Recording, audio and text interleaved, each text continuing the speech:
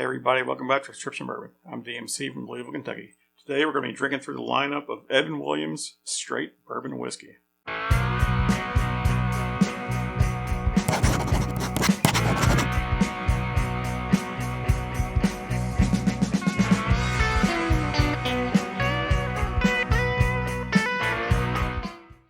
Alright, so I realized I had most of the Evan Williams bourbons sitting around in my bar. So I thought I might go ahead and put them all up against each other and go through and give them a taste. This isn't the entire Evan Williams lineup, but it's pretty close. We have here the Evan Williams Black Label, which comes in at 86 proof. If you read the information on the bottle, it tells you it's sour mash, straight bourbon whiskey. There's no age statement on it. This did used to be 7-year age stated. But they dropped that age statement back in the early 2000s. So, and next up we have Evan Williams Bottle and Bond, which follows all the bottle and bond criteria. So this is clearly 100 proof. It's at least 4 years old, and this comes from Heaven Hill Distillery, like all these other ones. So, one interesting note on this: Evan Williams is credited in the history books as being the first distiller of bourbon in Kentucky. That's disputed by many people, obviously. But Heaven Hill, who owns this, they do own the first registered distillery number in Kentucky, dmc-ky 1. So that's the first legally registered distillery in Kentucky. But Evan Williams did start distilling bourbon in 1783 in Louisville, Kentucky. So it's still distilled here in Louisville, Kentucky by Evan Hill, although they have just started building a new distillery in Bardstown where they're going to start distilling bourbon in Bardstown again. They stopped distilling there in the 90s when they had a fire that destroyed their distillery. They currently bottle. They've always been bottling in Bardstown, but they've been distilling in Louisville since the 90s. Next up, we've got Evan Williams 1783. The 1783 is a shout out to the year that Evan Williams started distilling. And I've actually got two different versions of that. This is the discontinued older version, which comes in at 86 proof. And it is listed as a small batch bourbon. So this used to have a 10-year age statement on it. They dropped that in the early 2000s also. So nowadays it's considered to be about a 7-year-old bourbon. A year or so ago, they upped the proof on it, and now it's comes in at 90 proof. They changed the bottle, upped the proof, so now the Evan Williams 783 still says small batch. It says extra aged, but it comes in at 90 proof now. And the last bottle I have is the Evan Williams Single Barrel, which comes in at 86.6 proof. And these are close to 9-year-old bottles. Typically, this one is a little over 8.5 years old. But there you go. There's my lineup. It ranges in proof from 86 proof up to 100 proof. We do have a 90 in there. So all similar proof points. There's a few Evan Williams bottles that I do not have. There is a green label, which is possibly discontinued, but it was never very widely available. It's always been pretty limited, maybe Kentucky only type thing. And it comes in at 80 proof. So it's basically the same as the black label, which is 86 proof, but it's a green label, 80 proof. There is a red label, Evan Williams. It comes in at 12 years old. It's 101 proof. That used to be a Japan-only release at the $30-40 price range. In the last few years, it has been available at the Evan Williams Experience in downtown Louisville, which is a tour you can take. That's part of the Bourbon Trail. And unfortunately, here at the distillery, when it's available, it's upwards of $125, maybe even up to $150. So quite a bit pricey for only being 101 proof. I mean, it is 12-year-old, but it's only 101 proof. And then there is a 23-year-old blue label, which is wax dipped, kind of like the single barrel black wax, but it's blue wax. and there's a 23-year-old version of that.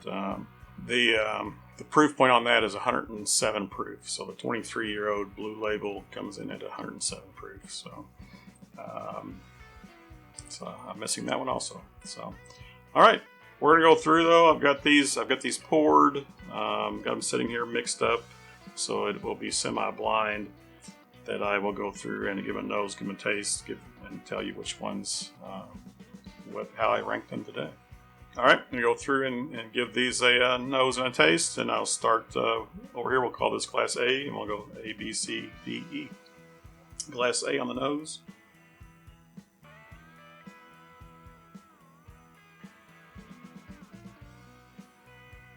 Definitely have some oak and some caramel.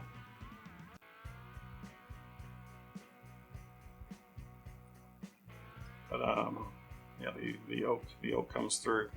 Glass B. A little bit of sweeter nose on this one.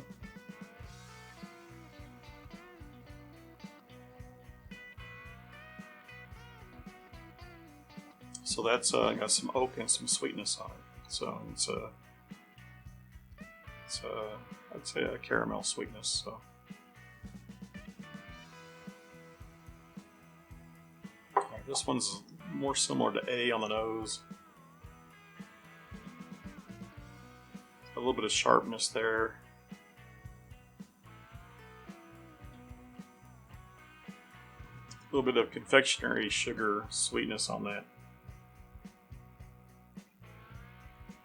But the sharpness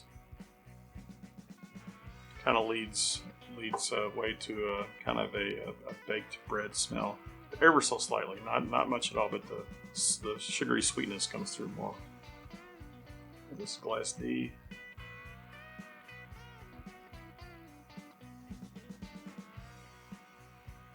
Yeah, I'm getting the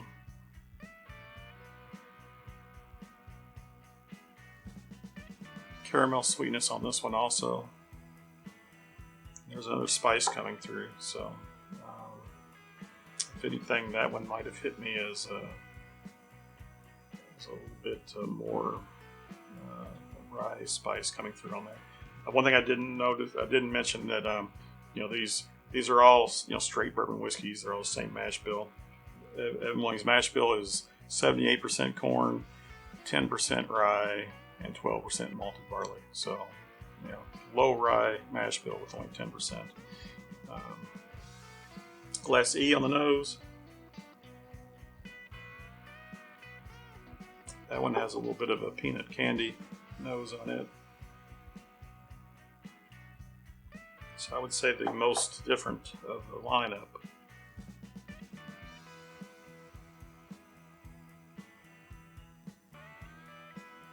Oak and sweet on A.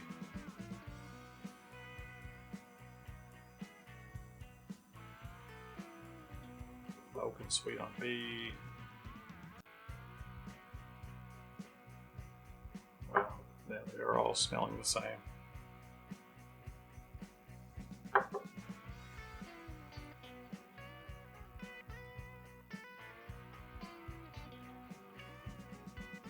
I think E has the strongest aroma on it, so they're all very, very similar, and E has the strongest aroma. Another thing I didn't mention was the Evan Williams is ranked the #2 best-selling bourbon whiskey in the world. So right behind Jim Beam. Jim Beam is #1 selling bourbon in the world, and Evan Williams comes in at #2. So. Super interesting. All right, I'm going to go in for a taste on Glass A. Cheers.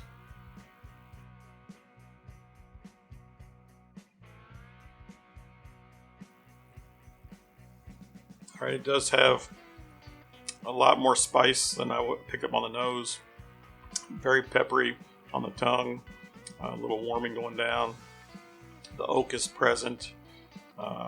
There is a little bit of caramel sweetness there, but I'd say the #1 pickup on that is actually the peppery spice. So, Glass B, cheers.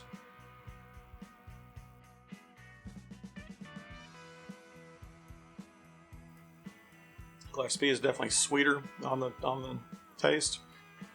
It does have a little bit of spice there on the end. It's not as strong, peppery, but just a little tingly. Not as warm and going down either. So sweeter, but also a different and longer finish on that too. So sweetness gives way to just a tingling spice. So very nice. Class C. Cheers.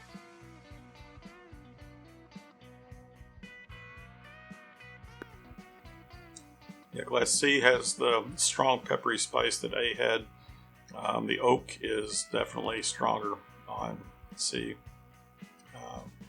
but it has that spice and that warmth going down also. So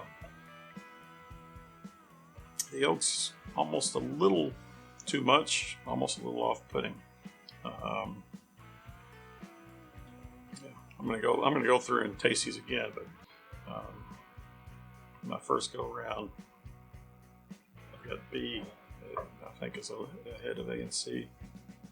A and C were very similar, but A is ahead of C.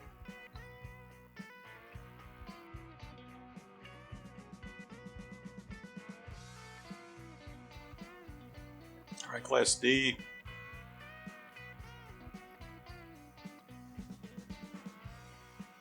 Has strong spice. It's a nice even spice. It is peppery, but almost cinnamon peppery. Not so much sweetness, but almost a better mouth coating on it though also. So it's a nice, pleasant experience. I would probably rank it above A and C also.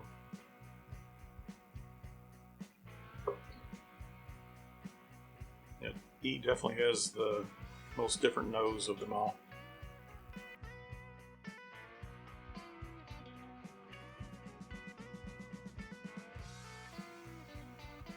E has more of a muted spice on it also. The oak is very much more present on it also, like one of the other ones. Not overpowering, it's a good oak.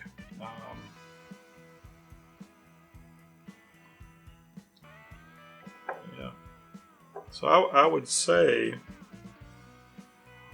he's probably up there. So just my first pass, A and C, I think, were in the back of the pack. Just real quick first impressions. I really liked B.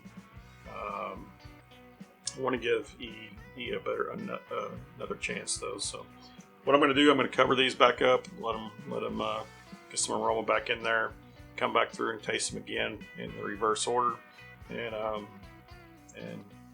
pick which one I like today. So hang tight.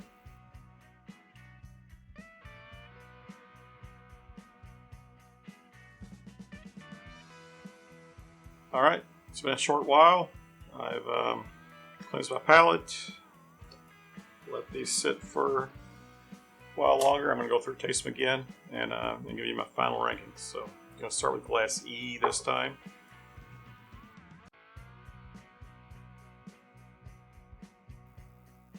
And there's definitely some sweetness on E.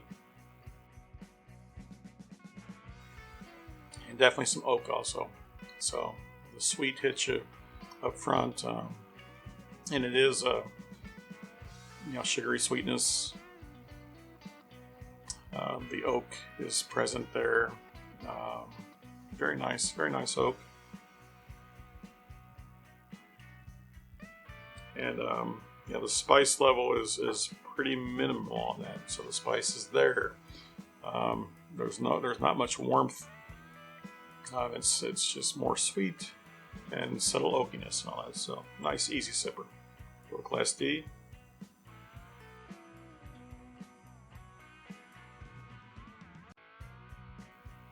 All right, the spice level is much higher. The sweetness is here on D also. The oak is there, so less oak than E.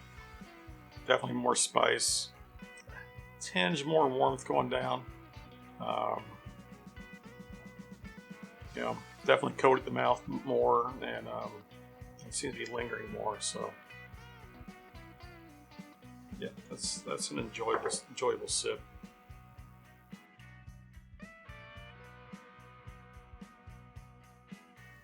I guess it depends on what you're going for. You're going for sweet or you're going for spicy. I just think E is a little bit more more depth of flavor than D. It's not as spicy, but that sweetness and that oakiness, and yeah, I think I said D might have had a longer finish. That's probably not true.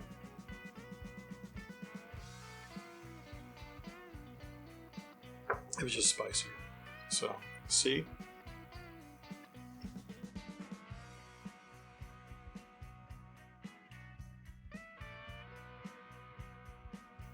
C doesn't have anything jumping out. It has everything the other ones have. It's just very much more muted. The spice does come late on that. It doesn't hit you up front. But,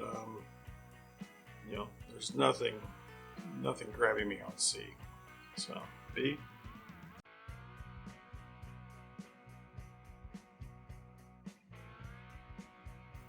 I like B a lot. It's sweet and spicy. Not too spicy. So it's got the best of D and E, honestly. Give A a whirl here.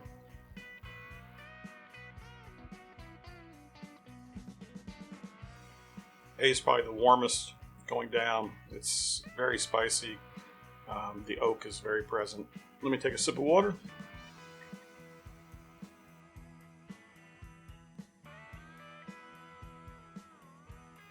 Let me try to do some A/B's tasting here.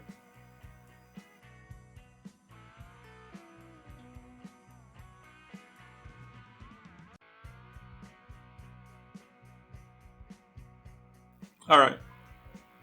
My ranking today here is going to be, I'm going to pick B. B is my favorite. I pick E as second place. I'm going to give a tie to A and D in third and fourth place.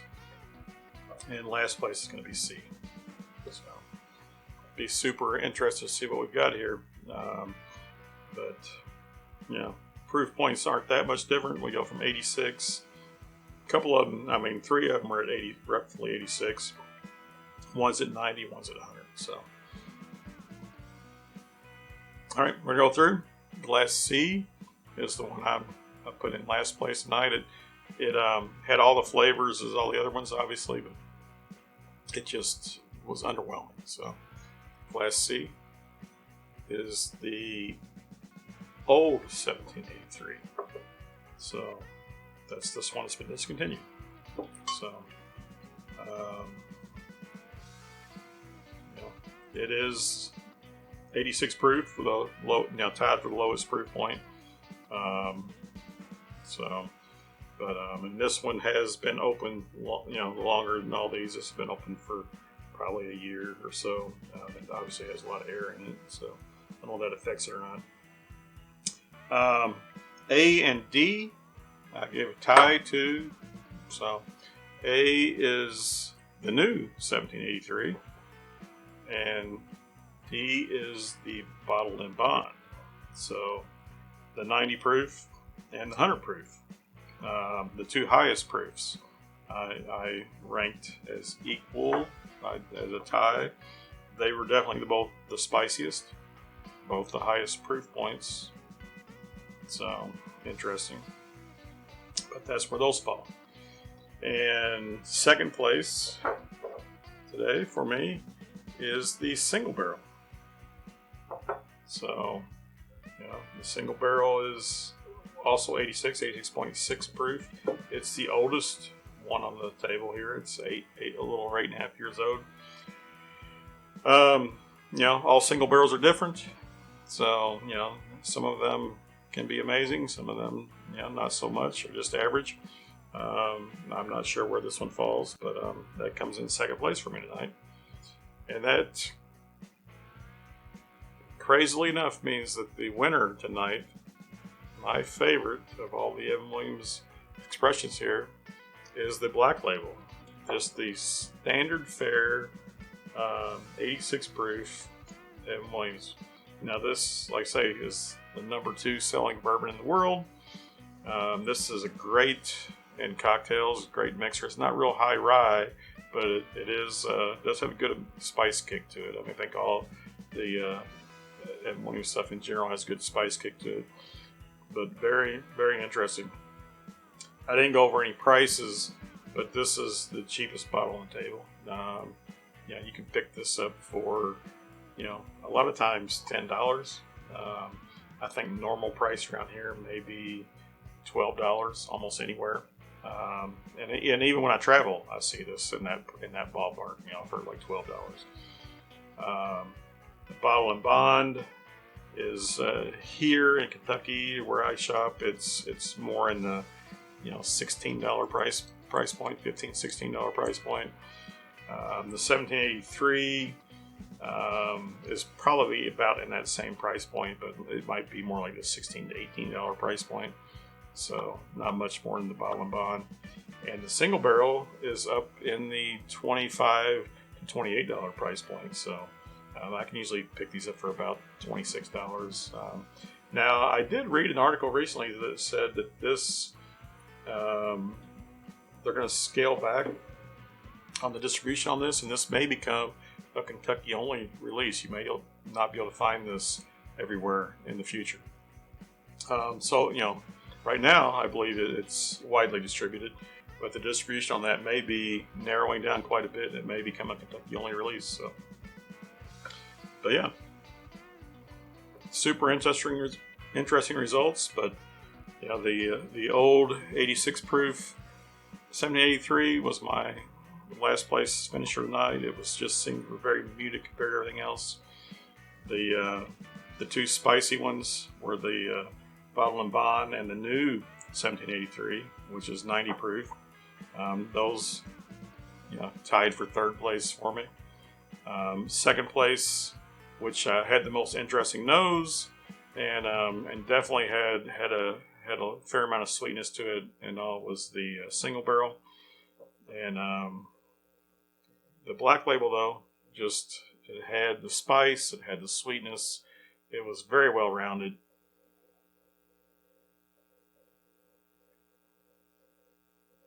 Very good taste, very good nose, delicious. All right, everybody. Thanks for tuning in. Hit that like button if you liked what you saw. Leave some comments down below what you think of the Evan Williams lineup. Which ones of these you may like or not like. You might not be able to find. Let me know. Appreciate your comments. Hit subscribe on your way out if you're not a subscriber to the channel. And remember, everybody, all bourbon is whiskey, but all whiskey is not bourbon. And the best bourbon comes from Kentucky. Cheers.